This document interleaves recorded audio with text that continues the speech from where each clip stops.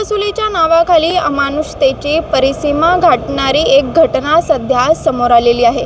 एका मोठ्या खाजगी बँकेच्या एजंटकडून एका तरुणाला भर रस्त्यात अडवून क्रेडिट कार्डच्या थकबाकीवरून अमानुष पद्धतीने मारहाण करण्यात आल्याची घटना सध्या समोर आलेली आहे।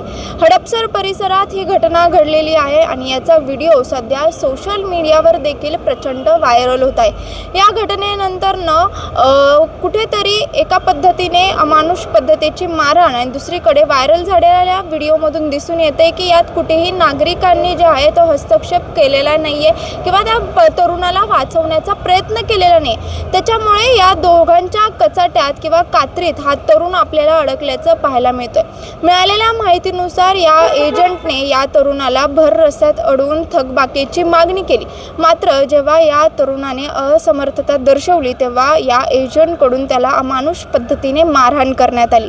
या संपूर्ण घटनेनंतर नागरिकांमधूनच संताप व्यक्त केला जातोय। खरं तर नागरिकांनीच हस्तक्षेप केला नाही तरी देखील नागरिकांकडून अशा प्रकारच्या कर्जवसुलीवरून जो आहे तो संताप व्यक्त करण्यात येतोय। पोलिसांना याची माहिती मिळाल्यानंतर या हडपसर पोलिसांनी या घटनेचा जो आहे तो तपास सुरू केलेला आहे।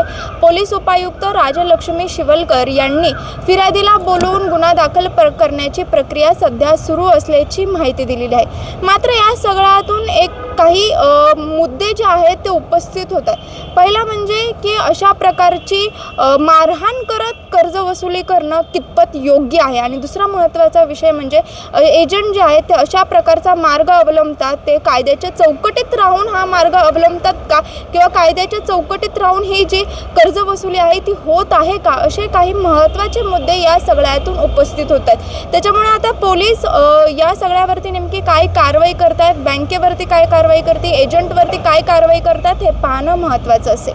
शिवानी लकडे, टाइम्स ऑफ महाराष्ट्र, पुणे।